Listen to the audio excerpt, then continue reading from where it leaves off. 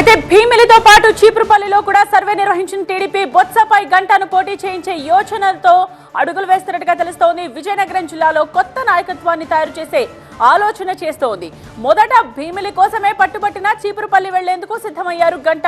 Visakha parliament పరిధిలో కాపులకు ఒక్క సీటు లేకపోవడంతో మళ్లీ పునరాలోచనలో పడింది. చివరికి గంటను భీమిలి నుండే బరిలోకి దించాలని దాదాపు నిర్ణయం తీసేసుకుంది.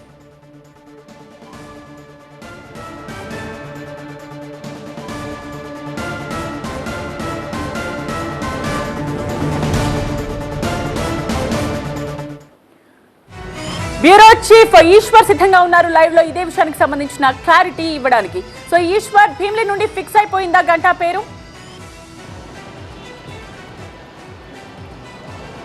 గంటా పోటీ విషయంలో నెలకొన్న హైడ్రామా ఇంకా కొనసాగుతూనే ఉంది. ఆయన్ని ఎక్కడి నుంచి పోటీ చేయించాలని టీడీపీ చాలా కీన్గా దానికి సంబంధించిన ఒక నిర్ణయం తీసుకునేదానికి సమయం తీసుకుంటుంది. ఇప్పటి వరకు చీపురుపల్లిలో పోటీ చేయించడం ద్వారా బొత్స మీద పోటీ చేయిస్తే బొత్సాన్ని కట్టడి చేసినట్టు అవుతుంది. అదే సమయంలో విజయనగరంలో కాస్త బలహీనంగా ఉన్న పార్టీని బలం చేకూర్చే నిర్ణయం అవుతుందని టీడీపీ భావిస్తూ వచ్చింది. కానీ గంటా మాత్రం ఇప్పటి వరకు 1999లో ఆయన రాజకీయ రంగ ప్రవేశం చేసి ఇప్పటి వరకు ఓటమి ఎరిగిన నేతగా ముందుకు వెళ్తున్న ఆయన రాజకీయ చివరి అంకంలో ఖచ్చితంగా కీలకమైన నిర్ణయం తీసుకోవాలి.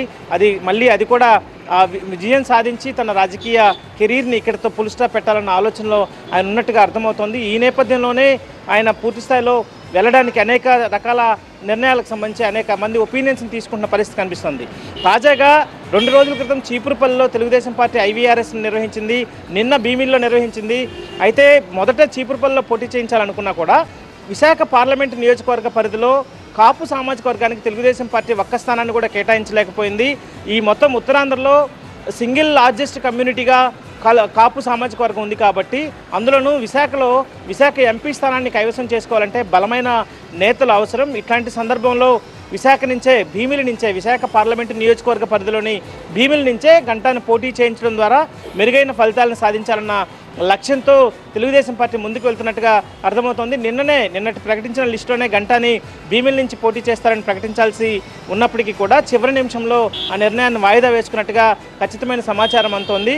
తదుపరి లిస్టులో ఖచ్చితంగా గంటాని భీమిలి నుంచే పోటీ చేయించే అవకాశం ఎక్కువగా ఉన్నట్టుగా తెలుగుదేశం పార్టీ వర్గాల నుంచి చాలా స్పష్టమైన సమాచారం వస్తుంది. మొదట అనేక కారణాలని తెలుగుదేశం పార్టీ పరిగణలోకి తీసుకుంది. ఎందుకంటే ప్రధానంగా విజయనగరంకి సంబంధించి తెలుగుదేశం పార్టీ బలమైన నాయకత్వం కోసం, కొత్త తరం నాయకత్వం కోసం అక్కడ అన్వేషణ చేస్తూ ఉంది. అక్కడ ఇప్పటి వరకు ఉన్న అశోక్ గజపతిరాజు ఆయన ప్రత్యక్ష ఎన్నికల్లో పాల్గొనడానికి, పోటీ చేయడానికి పెద్దగా ఆసక్తి చూపడం లేదు. అలాగే మిగతా అక్కడ ఉన్న పార్టీ పెద్దలుగా ఉన్న కళా వెంకటరావు లాంటి వాళ్ళు కావచ్చు, లేకపోతే ఇతరుల వాళ్ళకంటే కూడా కొత్త నాయకత్వాన్ని ముందుకు తీసుకురావడం ద్వారా విజయనగరంలో పార్టీని బలంగా ముందుకు తీసుకెళ్లాలని ఆలోచించింది. కానీ గంటా ఓసీ కాపు కావడం, అక్కడ బీసీ సామాజిక వర్గ ఆధిపత్యం ఎక్కువ ఉండడంతో అక్కడ గంటా కంటే కూడా ఇతర నేతల్ని ముందుకు పెట్టి తీసుకెళ్తే బాగుంటుందన్న ఆలోచనలో తాజాగా తెలుగుదేశం పార్టీ ఉన్నట్టుగా తెలుస్తోంది. ఈ నేపథ్యంలోనే విశాఖ పార్లమెంట్ నియోజకవర్గం అయితే అన్నిటికీ అనువుగా ఉంటుంది. అందులో భీమిలి నియోజకవర్గం కూడా, ఎందుకంటే చాలా కీలకమైన నియోజకవర్గం, రాష్ట్రంలోనే అతి పెద్ద నియోజకవర్గం, దాదాపు 3 లక్షల మంది ఓటర్లు ఉన్న నియోజకవర్గం.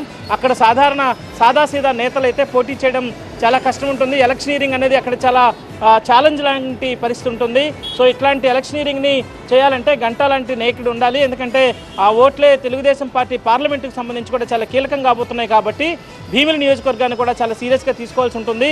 ఇప్పటి వరకు భీమిలి నియోజకవర్గానికి అనేక మంది పేర్లను పరిశీలించినప్పటికీ కూడా వాటన్నిటికంటే గంటా పేరే, గంటానే అక్కడ సరైన అభ్యర్థి అని తెలుగుదేశం పార్టీ తాజాగా ఆ నిర్ణయానికి వచ్చింది. ఆ మేరకి తదుపరి లిస్టులో గంటా పేరుని ప్రకటించే అవకాశం అయితే చాలా స్పష్టంగా కనిపిస్తున్న పరిస్థితి కనిపిస్తుంది.